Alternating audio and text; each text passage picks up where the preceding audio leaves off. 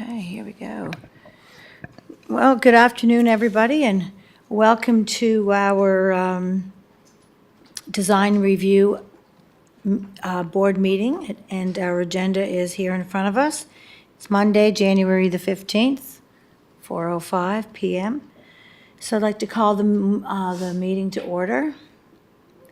Do we have any declarations of conflicts? We did have one, but they're not here today, so we don't have to deal with that. Can I have an approval of the agenda that's been circulated? One item on the agenda. Just want to add something under introduction of new business. Yes? It's just for information.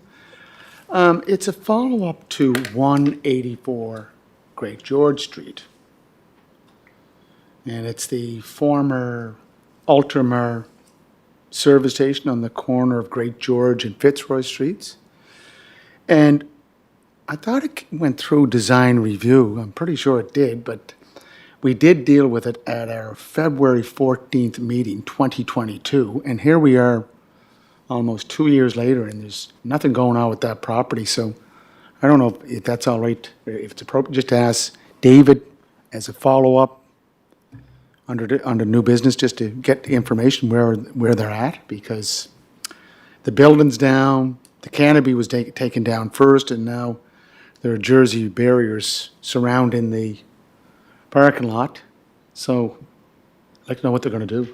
And if the staff doesn't have any answers to that, we can put it on the next agenda if there's no answers, but it can certainly be a notice for the next meeting. Thank you. You're welcome. Which meeting, planning and heritage or design review? I think if David can just check that, I did go through my design review board meetings, but I did find it under a package for February 14th, 2022. So it did go through planning, but planning also, that's designed through anything in the 500 lots does go to design review. So I just didn't find it in the design review package. I think the best place for this would be in our committee meeting, our Planning and Heritage Committee meeting, since we're not looking at a new application for either heritage planning or design review. So I would say that that would be something we would get an update in our next Planning and Heritage Committee meeting. Perfect. Thank Okay? you. Thank you. Thank you, Your Worship. Okay, so can I have an approval of the agenda then? Okay, moved by Councillor Beck, seconded by Councillor McCabe. All those in favor? Thank you. Any business arising from those minutes? Okay, seeing none. Today we have one report, and it is 156 Prince Street, 199 Grafton, PID 342790. David will be presenting that for us, and we do have the applicant with us today, which is great for any questions and clarifications or anything else. So thank you, and over to you, David. Okay, thank you, Chair Yankoff. I'll just wait for the presentation to go up. So this application before you this evening is regarding property municipally addressed as 199 Grafton Street / 156 Prince Street, PID number 342790. This is a request to the Design Review Board to consider the exterior design proposal for a proposed 8-story apartment building that would have 158 units, inclusive of 32 affordable units on the subject property. Subject property is located within the 500 lot area of the city of Charlottetown. It's within the downtown mixed-use neighborhood zone and is currently the site of an existing open-air surface parking lot as shown in the image on the slide here. The property is bounded to the west by Prince Street, south by Grafton Street, to the east by Hillsborough, and Kent Street lies to the north of the subject property. So just a little bit of background for Design Review Board. As some of you may know the history of this proposal, the original project was previously before the Planning Board in March of 2021, received approval from Council for a site-specific amendment to zoning, which allowed for construction of an apartment building up to 6 stories, including bonus height. As some folks may know, this proposal also went through an IRAC appeal as well. The Planning Department back in August of 2023 received a site-specific exemption request from zoning to increase the allowable building height up to 8 stories. This was brought forward to both the Planning Board and the Design Review Board recently. A public meeting regarding this updated application was previously held November 28th, 2023. To consider feedback on the proposal. No formal recommendation was put forward to the Planning Board or Council regarding this previous application, as this application has now been formally withdrawn by the applicants as of January 2024, and we have received a new application that now addresses both site-specific exemption to zoning as well as the official plan policies that pertain to the site. So this new updated application has been received by the city and is currently under review at the present time. And this updated design review board submission is before you tonight, which ties into that new application.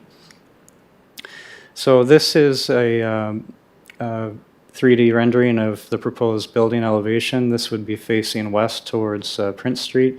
Again, the proposal is for 8 stories. It would be inclusive of an 8-foot step back, which is shown at the top along the 8th story facing west to Prince Street. This is a updated site plan that was received in December of 2023, illustrating the extents of the building on the property. 8 stories facing north towards Clark, west towards Prince. There'd be an 8-foot step back along the frontage facing towards Prince Street for the 8th story. The rear of the building facing east towards Hillsborough would step back down just to a couple of stories for an elevated parking garage to the rear of the site. This is the building elevation showing the 8 stories with the step back of the 8th story as proposed by the applicants. This is just for some historical context. This was a rendering of the former building facade that would face towards Prince Street under the original 6-story concept, which is currently approved for the subject property. And that's just for some additional context for the history of the proposal. So to get into the design reviewer comments, the design reviewer had comments and recommendations that pertain to 3 primary aspects of the proposal. The first regarded mass and scale. So reading from the design reviewer's comments, the 3-story mass, form, and suggested fenestration addressing Prince Street is both appropriately scaled and respectful of the adjacent buildings and streetscape it will become part of. The same can now be said for the updated Hillsborough facing facade. Both elevations will be a welcome addition, enhancing the character of the street. The primary concern highlighted in the previous review and during the public meeting was in relation to the additional 2 stories and how it presented itself to Prince Street. The strategy suggested within the bylaw, bonus height development standards. In this case, the additional 2 stories beyond the approved 6 stories should be stepped back at a 45-degree angle and away from the street. The developer has pointed out the cause and effect of such a move with the required change to the vertical circulation, which would result in some major layout changes, loss of units, and value obtained from city and water-facing 7th and 8th story units. The applicant has since adjusted their design to accommodate part of the suggestion by stepping back the 8th floor 8 feet. Although the recent design change helps, it does not fully satisfy the principle of the step back and is almost unnoticeable from street level. And tying into that is the design reviewer's recommendations regarding mass and scale. The developer, design review committee, and planning department might consider a happy medium between the 45-degree step back strategy and that which has been put forward with the modified design. I would suggest the 7th and 8th story carry the same 8-foot step back from Prince Street to reinforce the purpose and principle behind this move, which would help further embellish the change in scale and form. This would also preserve the required number of apartment units and location of the vertical circulation as planned. The resultant degree would be 70 degrees plus or minus, and halfway between that which is suggested within the bylaw by Munn Architects, which was the previous design reviewer, and carried with the original 8-story design. The second point that the third-party design reviewer addressed and provided recommendation on was the roofs for the proposed building. The overall roof shape is relatively simple and flat with minimal interruption of the eave lines along its east and west facades. Flat roof structures are quite common for commercial and multi-unit buildings throughout the 500 lot area. A ballasted photovoltaic or PV array has also been suggested for the flat roof, which will help subsidize the development's overall consumption and will be clear out of view from street level. The recommendation for roofs, the following suggested is more so related and enlarged cornice detail that caps the rooftop and blends to create a vertical bordering element on the Prince Street facing facade. If to include the additional step back of the 7th floor with the 8th, I would suggest that the cornice line on the lower portion drop to the top of the 6th floor level. This will further reinforce the visual impact of the step back above the 6th floor. The developer might also consider extending the upper cornice detail out 4 feet plus or minus towards Prince Street for visual interest and function in providing protection to the south-facing windows and terraces from precipitation. A recessed balcony or building form can also occur at the southeastern corner, similar as presently designed at the southwest corner. Segregated cantilevered balconies can be added to the 8th floor level, providing a bit more detail and fenestration to the prominent south facade. And lastly, the design reviewer provided comment and recommendation on materials and finishes. Due to the size of the proposed building, non-combustible veneers are a requirement of the building code.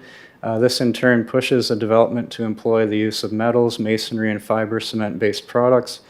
Having said that, wood, brick, and stone are commonly used building materials shared throughout the 500 lot area. The design presented carries a brick veneer along the Prince and Hillsborough Street facing facades, providing a relatable human scale in kind with many of its neighboring buildings. The use of masonry at the lower levels also helps to make the Port House feel both approachable and substantial. The use and combination of light-colored false wood metal siding and ACM panels feels both suitable and contemporary with some warmth and grace. It is important to note, as Mund Architects pointed out, that the use of a non-exposed fastener system for all veneers should be used. This will suggest for a true wood veneer in contrast with a very clean contemporary metal panel and higher quality of building finish. And in kind with that, the recommendation from the design reviewer regarding materials and finishes is that the false wood metal siding should be properly sourced to ensure enough variety in the print is carried. Some false wood metal sidings appear more fake by not carrying on an embossed finish and or a lesser variety of print, causing for a redundant pattern when broadcasted across the entire facade. The material finishes within the upper 2 stories should be revisited should the step back at the 7th and 8th levels are to occur as suggested in the previous section. Simple adjustments can occur to help retain some of the interesting blocking and propositions that have already been developed with the original design. This might also be explored for the remainder of the building's long facade running east and parallel with Grafton and Kent Street.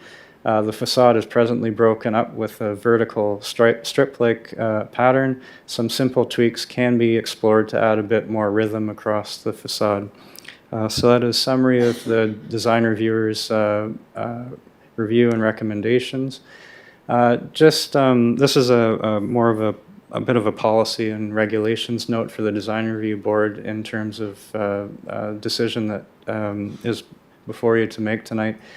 Given the difference between the design reviewer's recommendations and what the applicants have suggested, it's just a reminder that under the zoning bylaw, where the design review board reviews written feedback, comments, and recommendation by a design reviewer, they can provide a recommendation on the disposition of an application. So when the application is jointly supported or rejected by the design reviewer and the design review board, the disposition of the application shall be determined, and that would be at the meeting tonight.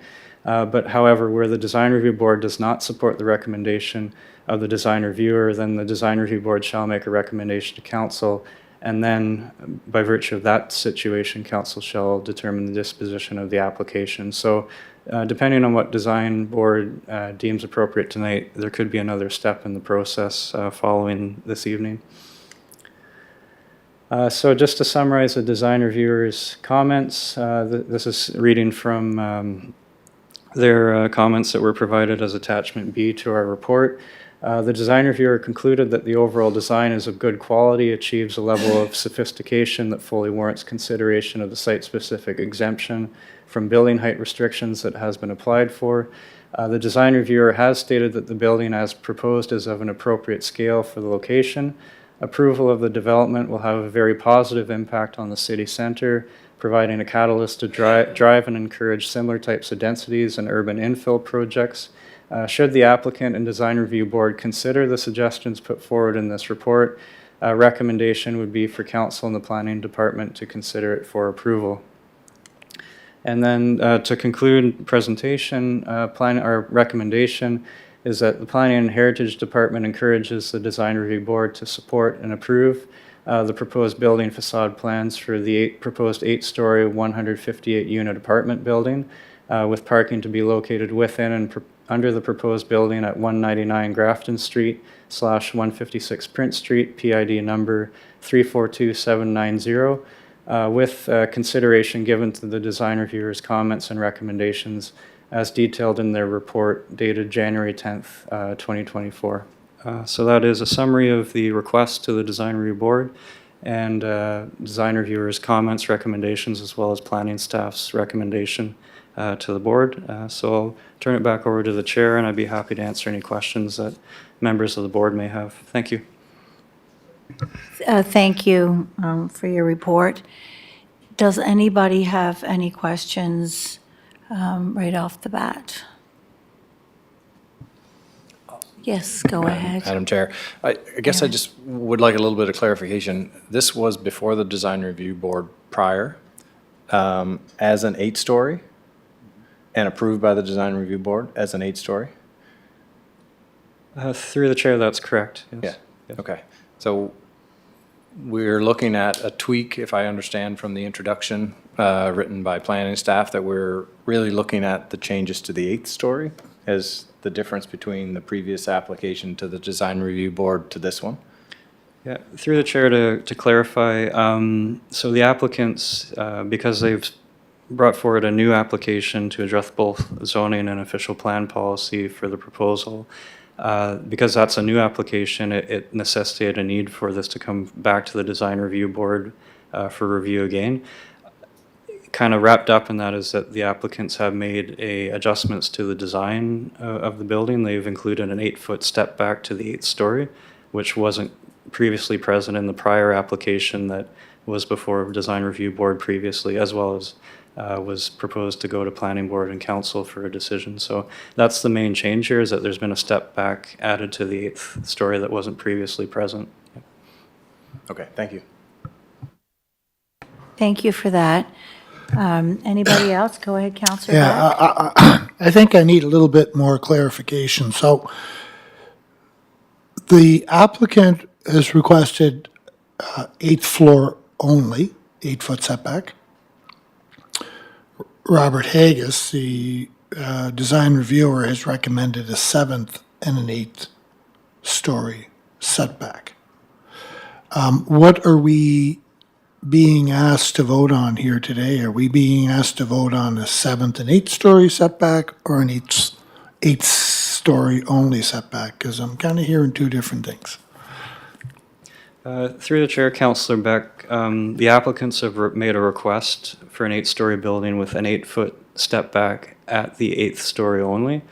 The design reviewer has reviewed that proposal and provided their professional opinion that there should perhaps be consideration that an 8-foot step back be provided not only for the 8th but also the 7th story, so that the building achieves, I guess, part of the spirit and intent of the zoning bylaw, which prescribes a 45-degree angular plane step back. So the design reviewer has provided an opinion.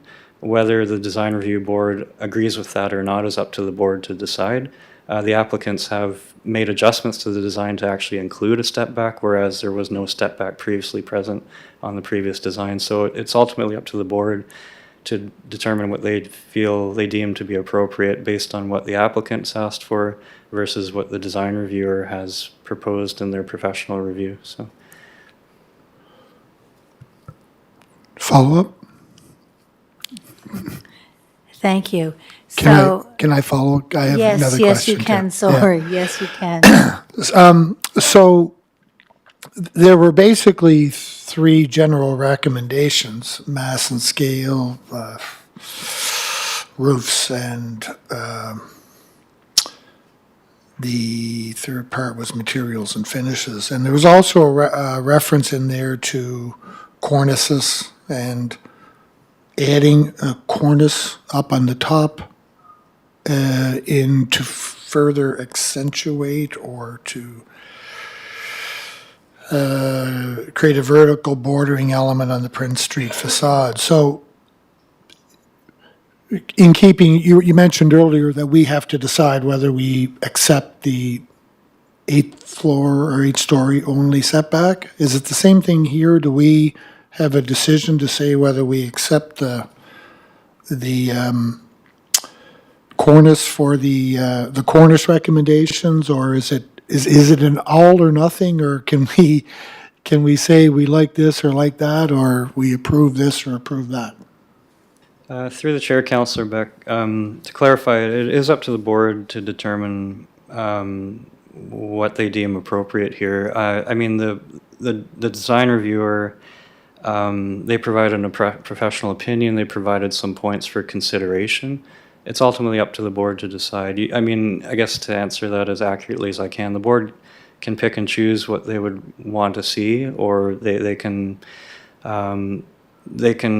basically side with the applicant here and just look at what the applicant's brought in and say, you know what, we're happy with what they put forward, but on the other end, you could go with all of the recommendations of the professional design reviewer. It's really up to the board to decide, do we take all of the professional design reviewers' recommendations and go with that? Do we pick and choose what we deem appropriate, or do we say thank you to the design reviewer, but we think that what the applicants have brought in is on its own a quality design to begin with, and it shouldn't be subject to any modifications. So, yeah.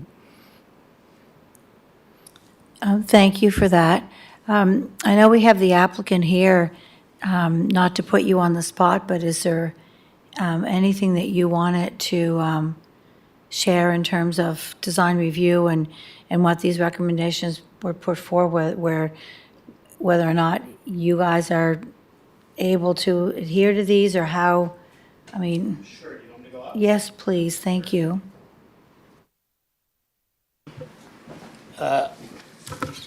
Ultimately, we would like to retain our original proposal. That's why we're here. We conceded and compromised after the last session we've gone through. However,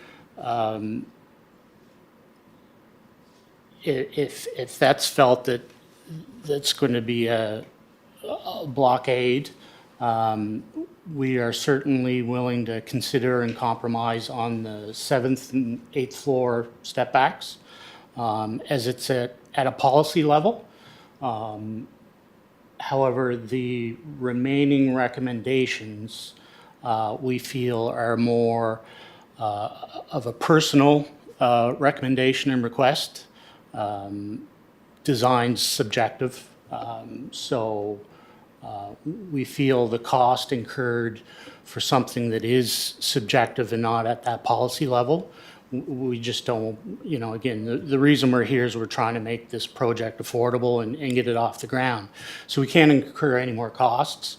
So we'd like to keep our proposal as is, but we'll look at the 7th and 8th floor setbacks. Madam Chair, can I just ask, so just to clarify, Kane, you come back, I think 8 PM come back and said, we'll do the 8th floor setback. Yeah. But our recommendation is to go to the 7th and the 8th. And 8 PM agrees with that, only that and nothing else? That's correct. Okay. There's reference to a 4-foot cantilever. There's an expense to that. There's reference to recessed balconies. There's an expense to that, and they're all subjective, opinionated things, which are fine. But we can't take those costs. So, Madam Chair, just with Kane here and David, So David, where's the line that divides the downtown mixed-use neighborhood and the downtown core? Is it Prince Street? So everything west of Prince Street is downtown core, and everything east of Prince Street is DMUN? Through the chair, Mayor Brown, the zoning, I don't have the zoning map in front of me, but there is different zoning on the west side of Prince, if memory serves Yeah, me correct. yeah, so However, that's, yeah. The policy designations are different 2 blocks over. Yeah. Yeah, so it's like an old pole line. It's like pole 8, pole 9. Yeah. That's the dividing line. And if I look, David, at the Kirk of, no, not the Kirk of St. James, Zion Church, the bell tower it'd have to be close to 7 stories. Through the chair, I don't have a tape measure, but it's certainly more than just several stories in height. That's for sure. Yeah, okay. Yeah. So that's why, this 8-story structure will, it's just what divides the downtown core and DMUN is half of the street. So if APM are willing to go with the setbacks on the 7th and the 8th, I'll move to let it happen. So And that's, if I may, through the chair, what the third-party design reviewer, Mr. Robert Haggis from Sable Arc, is really getting at is that if you do both a step back on the 7th and the 8th story, it's a way of softening that blow and mitigating that street-level impact from a pedestrian scale. So that's really what Mr. Haggis is driving at here, is as a compromise. If you can't achieve a 45-degree angular plane, there is still some play here that you can achieve something approaching that which is spoken to in the zoning bylaw, and it's all about creating more of a human scale for something that's being proposed to build higher than the current restrictions allow for. So, yeah. Madam Chair, just quickly, I just want to finish up. Well, we're not going to set back the bell tower of the Zion Church, so that will remain. So, Kane, so you're ready to go with 7/8 setback by, is it 8 feet? 7 degrees? What is the setback? I think it's 70 degrees instead of 45. You're all right. Provided that's the only change. That's it. Okay, thank you. That's all I need to know. But what we're looking at is 8.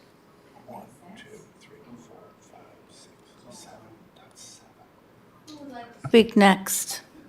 I think that's Councillor McCabe. Go ahead.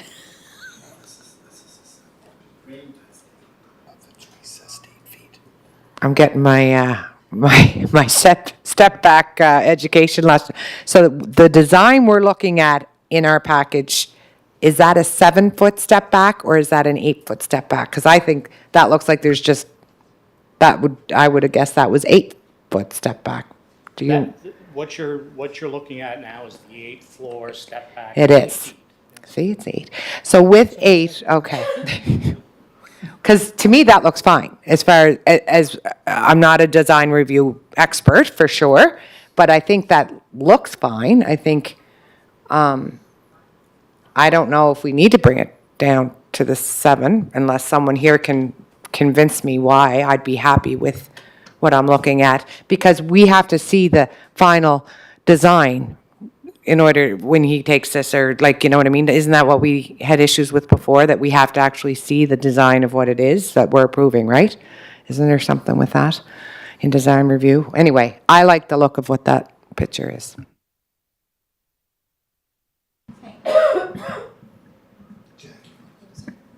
Thank you, Councillor McCabe. Go ahead, Jackie. Thank you. I just wanted to add that I do think I liked what the design reviewer said about the principle of the step back, which is that once a building is over 6 floors, the intent of it is to allow for pedestrian sort of scale when they're walking down the street. So having just the 8th floor step back kind of removes it kind of eliminates the principle of the whole thing. Whereas if the applicant's offering to do the 7th and 8th floor and not lose units or whatever was said before, I think it would be worthwhile. I personally, I just wanted to add that.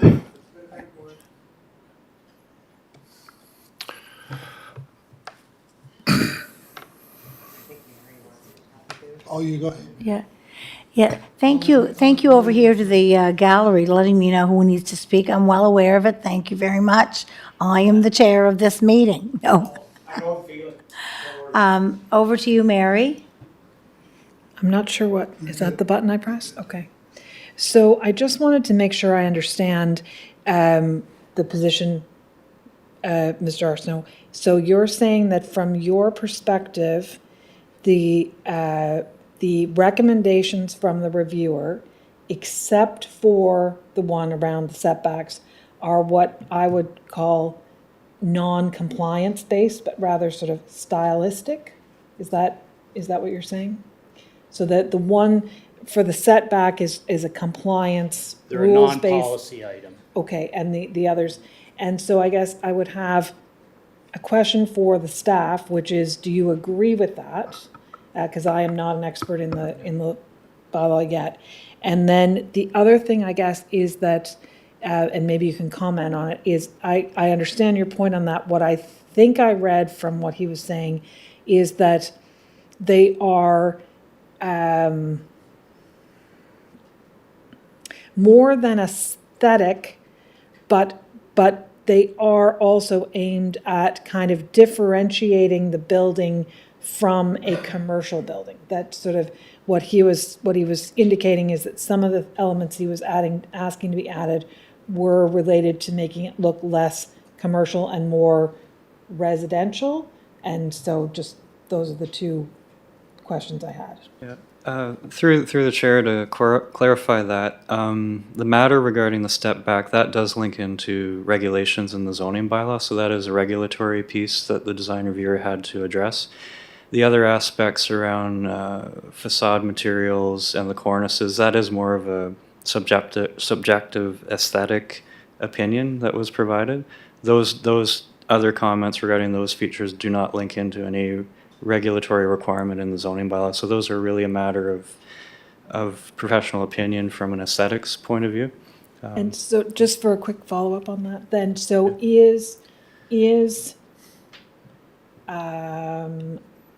opining on that part of the role of the design review board? I mean, do we have or do we sort of look at those two things separately and say, you know, we would say we want to be in compliance on this front, and then we agree or disagree that these should at least go forward to the developer for consideration? Yeah, through the chair, like I had answered previously to Councillor Beck's question, it's really up to the board whether they they compel the developer to adhere to all the recommendations of the design reviewer, or pick and choose, or just, you know, say thank you to the reviewer. We appreciate the suggestions. However, we feel that the original proposal as put forward from the developers, we're okay with that from a design perspective as presented. So it's really up to the board. You can pick and choose and decide what you deem appropriate based on holistically our report, the design reviewer's review, and what the applicants have presented and represented in their proposals. So. I'm sorry, I have one other question for follow-up, just so that because I'm new to this, just so I understand. So I take the position that Mr. Arsenault's taken, that, you know, these would be expensive changes, and therefore, but it's hard for me to sort of say, if I would, how I frame that when I have no sense, you know, I'm not a developer, so I have no sense what, you know, the cost of X, Y, or Z is, and so what the implications would be, I guess, if I did say, okay, I agree with these, they sound good to me, but from a developer's point of view, I have no idea, are we talking $15 or $5 million, you know? Right. So it's hard to kind of, to assess that, I guess. Yeah. And through the chair, the design review board is really tasked to determine whether a building proposal is appropriate from a design perspective, and that's where we have to go out to a third-party design reviewer, a licensed architect, to provide a professional opinion. And some of what they provided, they are, in some sense, subjective suggestions based on professional training and professional point of view. So similar to our own planning recommendation, like we provide it based on professional training and it's our professional advice.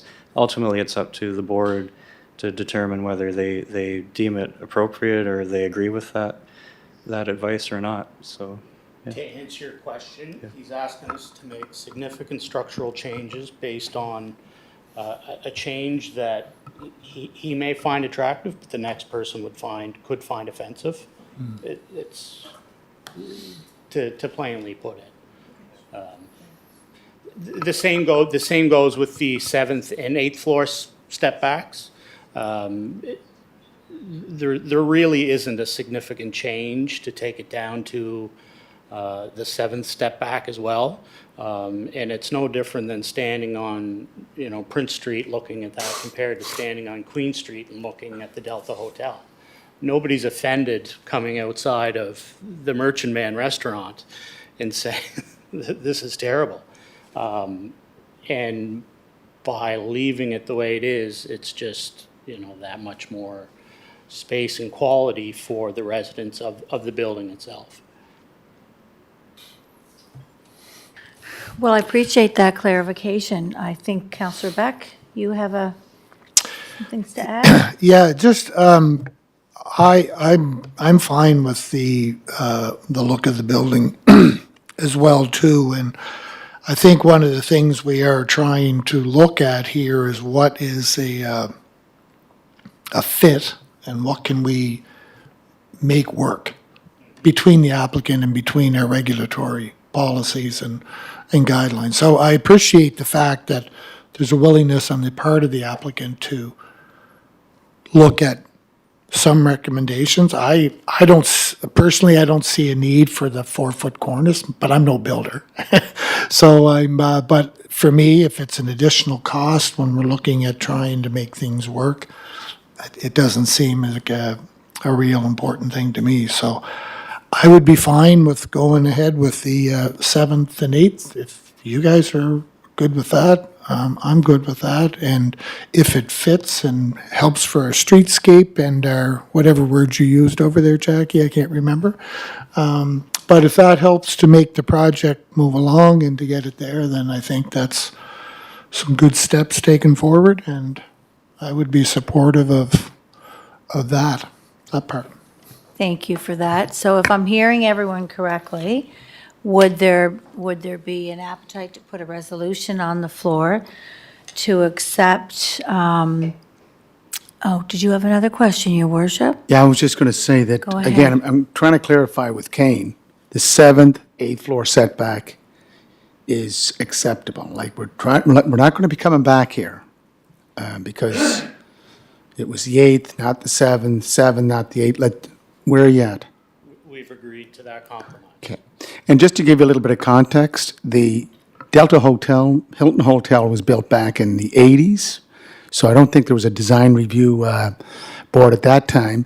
And if you want to look at a design review decision, look at the 80 Grafton Street, which is a Key Murray building. The top 2 floors are set back, so when you're walking by, you think it's a 4-story instead of a 6-story. So I understand the rationale, and I think, we have a good, I think we all agree that we can move ahead with this, and hopefully this project will start sooner than later. Thank you, Madam Chair. Thank you, Your Worship.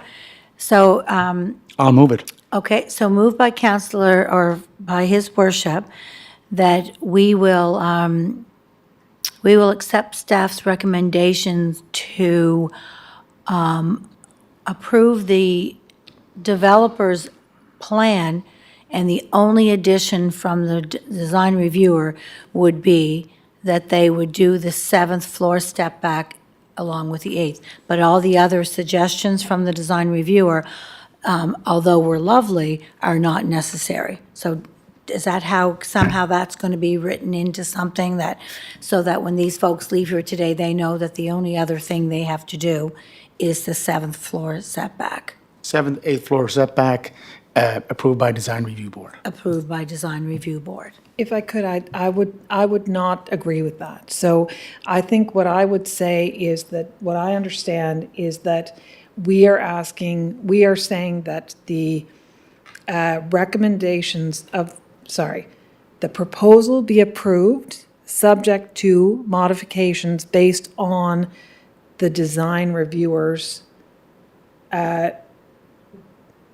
recommendation about getting in line with the bylaw or the regulation around the 7th and 8th foot floor, 8 setback. And I think that, I mean, I'm not a designer. I know we do have some people who do that work, but to me, I would say we would want to at least encourage the company, the developer, to look at the other recommendations. I know that they, not necessarily binding, but that at least they look at them and determine whether they're going to put them in place. And the last one around the materials to me is one that is about sort of, making sure that people use the best quality materials out there, and that this is not a commentary on this developer or anything, but just that we would want to put that forward for their consideration. So not that it's binding that they follow those recommendations, but I'm not sure that I'm comfortable in saying throw them all out and don't have the developer look at them. I don't think I know enough to do that. Thanks for that, Mary. And perhaps the planning manager can confirm this, but if they're not binding, then why would they be there? They add confusion to what the outcome is for the developer and the applicant. I'm just putting it out there. I mean, I understand where Mary's coming from with this, but if this is just like, oh, by the way, take a look at this too, I don't want to confuse the public with, well, they were supposed to do these things. No, they weren't supposed to do these things. So if you could just help us out with the wording on how this should be worded so that everyone is on the same page and the public completely understands as well. Through the chair, to address Mary's comments, I would say that the design review board should be, in terms of the wording of the recommendation, be firm as to what you want to see in terms of direction. Like, in our discussions, I was maybe being a little fuzzy and saying, well, these are things that the architect has said you should consider, and you can pick and choose, but you gotta, if you choose, and those are the things that would compel the developer to follow through on those, delivering on those design elements. So if the board feels that they want to see the facade materials addressed in a certain way that the architect has proposed, that should be written into the recommendation as a firm and binding direction. If not, just leave it out. The developer has expressed that they're willing to compromise on the step back on the 7th and the 8th story. They've only come in to suggest for the 8th. They've taken into account the architect's recommendation to do that on both the 7th and 8th story to achieve something that maintains the intent and spirit of the zoning bylaw. So if that's the only piece that the board wishes to put in their motion, leave it at that. Don't muddy the waters by wording something to say, well, developers should also consider these other elements, and that would create a lot of confusion. So I'm wholly in agreement that the motion should be very clear and direct as to what the developer is required to do, and anything that's not mentioned is just something that they don't have to do. So. If I can follow up, Madam Chair. I think Aaron. Oh, good. About that, Your Worship. Aaron, go ahead. My Thanks. apologies. No, I think that then, just a recommendation then, I think the design reviewers who are being paid to do this also need the same instruction. Because when a design reviewer writes a letter to this board that says they approve the application, but they're making suggestions on the side that are not binding, then it's confusing to us because they're kind of saying, well, I approve it in principle, but I'd like to see you do this, this, and this. Well, either you approve it or you don't. And if you don't approve it, then say these are the things that need to be made. I think in fairness, I think the policy of the city is to hire the design professional. They should be taking a stance to recommend, and if it's that important to them, then it shouldn't be approved, and it needs to be part of the why they're not approving it. I think that's, because I think, to your point, I think if I understand the policy, the way it should work is the design review, we should either be supporting the design reviewer or not, plain and simple, because if we don't, then council has to decide whether they support the design review board or the design reviewer. And if we're in alignment, then that puts the city in a strong position to say, look, we have the design review board and the design reviewer all in agreement. There's no we accept this but not this. Is that a fair statement? I know it's not our role, but I've sat in the design reviewer role before, and I think ultimately they are being paid and kind of trained to do this. So I think their recommendations and their letters need to be clear to this board. Thank you. And to address that through the chair, the design reviewer, again, the way that they've worded many of these suggestions in their letter was to give consideration to these potential design elements. So, and ultimately it's up to the board to make a call. So that is something we can firm up in terms of our future direction to design reviewers, that perhaps the language in their packages should be a little bit more firm and direct. And I'm not saying he shouldn't have an opinion. no. I'm just saying it's a subjective one, and it's something that we're willing to compromise on the 7 8 floor. We're not willing to compromise on his other recommendations, not that. No, it's not even that, Yeah. but to your point, you as the applicant coming, you should have clear direction. Is that something that, like, because if someone suggests it and we agree with him and then we reject it and you're going, well, like, if you know clearly coming in here, I have to do this, this, and this to get approved, then it's clear to you versus, well, But I'm sure the board can still approve based on one suggestion over others. sure. I just, I'm sure Robert may have had 12 other suggestions too that he'd Yeah. possibly change, right? yeah, no, I understand. That's why, Madam Chair, just quickly, page 12, the recommendation, that's the one I'm forwarding. The Developer Design Review Committee and Planning Department consider a happy medium between the 45-degree setback and go with the 8-foot setback for the 7th and 8th story. Here's your recommendation. Okay, and so therefore, the staff and the design review board are on the same page, which means then it doesn't need to move on to council, is that correct? Through the chair, my understanding, and I have a copy of the bylaw in my backpack, but without having it in front of me, in cases where the design reviewer and the design review board differ in their opinion, that's a case where it has to then go to council to make a determination, so. So we're differing? Yeah. Recommendations, right? But I think that if we read them, for example, that's why I guess I was saying, the third one, the faux wood metal siding should be properly sourced to ensure enough variety, blah, blah, blah. Some faux wood metal sidings appear more fake by not carrying embossed finish. So that's the recommendation, right? And so I'm not sure, I mean, it is a recommendation. Which, I think if the board is unclear, they should defer it back to staff, talk to the design reviewer to get clarity, and come back, set a special meeting and come back. I'm moving recommendation on page 12, that's what I'm moving. I'm going to second that we Yeah. go with the 7 and 8 floor setback. Yeah, that's recommendation. And if it has to go back to council, it'll go back to council. Yep, so if we're going to go with just the, that part of the recommendation, then this will go on to council for council's final decision. We just want to make it really clear to council in the report what went on here today, because they don't often see the design review board go on to council. Go ahead, David. Through the chair, if I may, and it might have been mentioned during my presentation, the core application that this design review piece is tied to has yet to go to planning board, has yet to go to council. And given the wording in the bylaw, like we have meetings ahead of us to consider the core request that would permit this development to occur. So in the event that we do have to defer to council on the design review element because of some wording in the zoning bylaw, we can bundle that in with the main request for the height exemption and the policy addressing the official plan policy. So this can be part and parcel with a bigger picture that is yet to come, so. Great, and as long as it doesn't cause any more confusion for the applicant, that if this is a much nicer streamlined process, then that's great, if committee agrees.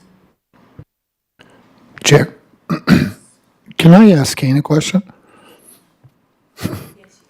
Kane, is the only thing that you're taking, or the applicant is taking exception to, is the cornice piece everything is okay with the roof recommendations and the materials and finishes. Are those recommendations okay too? You're willing to work on the 7th and 8th story? Is the other recommendations that are in here, are they workable, or are they agreeable to you guys? Is there any issues that you see with them? It seems to me, or what I was hearing, was the biggest issue was that 4-foot cornice structural part. Any structural changes that are created based on a design opinion, we're of the opinion is something that we shouldn't be asked of. So cantilevering our roof 4 feet, which would create a snow load and strain, recessed balconies, which would take square footage away from the units and also cause structural changes. These are recommendations that are on a subjective level that's not policy, that are creating cost overruns that we're just not going to accept. In terms of materials, you know, they're materials. We're going to do a good job, and it's going to go, and there's going to be homes for people downtown, and that's just the bottom line. So we think we're doing quite well by compromising with the 7th and 8th floor step back, which we didn't want to do originally. So what he's recommending on the materials and finishes, is that largely different than what you guys have in mind, or is it very similar, or are we No, talking? I don't think so. We're showing a metal siding on the elevations, and we're going to provide a faux, as he called it, faux metal siding when we develop the project.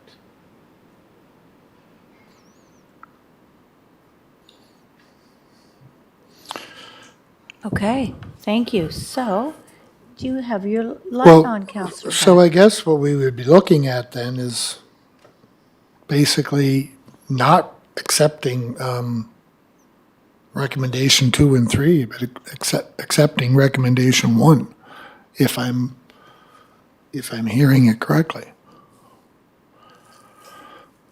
I think you're correct.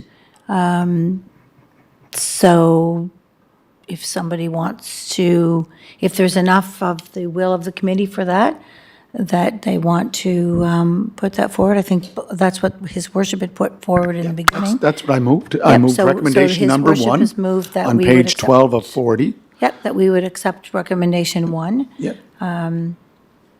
And so we just need which was don't bother doing any, yeah. Well, Julie was thinking, Councillor McKay was First of all, thinking see around. if we can get a seconder for His Worship's resolution. So this resolution has been seconded by Councillor McCabe. Yep. So the resolution on the floor is to accept suggestion number 1 from the design reviewer only. So now we have a resolution on the floor. Do we have Question. Do we have any questions on the resolution? Call the question. Okay, question called. All those in favor of the resolution? Okay, any opposed? Okay, we have 1 opposed. That would be Mary Nicholson is opposed to the resolution, and the rest are all in favor. Thank you for that. And just by the way, too, can I have an approval of the minutes? Because I forgot to do that part.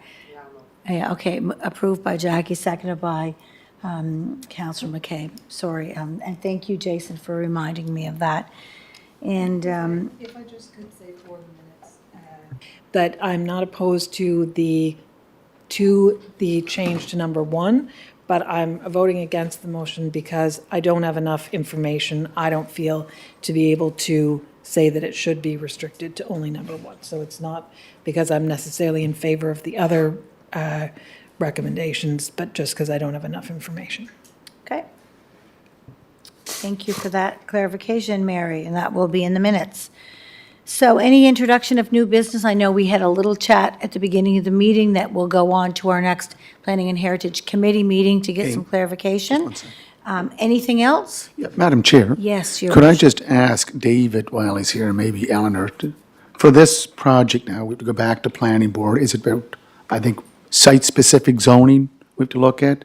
Is that a change we have to do and go through a public consultation? And then you're going to wrap this recommendation into that going to council. So what's the timeline for that, David? So through the chair, your worship, currently we're on track to bring this to planning board. You're talking to the site-specific zoning exemption and the official plan amendment. Those are slated to go forward to planning board at their next meeting in February to request public consultation. Public meeting would then be held later in February. Recommendations based on that timeline currently wouldn't move forward to planning board and council until March of 2024. So our current timeline brings us somewhere into the middle end of March to seek a decision on the development at the current, based on the current schedule that is before us, yeah. And Madam Chair, just one last question through the chair. So David, we can wrap this recommendation from here that we passed here tonight into the planning board recommendations going to council, correct? Yeah, Correct? through the chair, your worship, we'll double check the bylaw to make sure that we in fact need to forward that through to council, and in the event that we do, we'll just wrap that into the same parallel process that we have to follow anyway for the zoning and official plan amendments, yeah. Great, thank you, David. So can I have a motion to adjourn? Moved by Councilor McCabe and seconded by Councilor Beck. All those in favor? Wonderful. Thank you, everybody, and have a great evening. And those that are on planning board, Councilor McCabe, Councilor Beck, I'll see you tomorrow evening.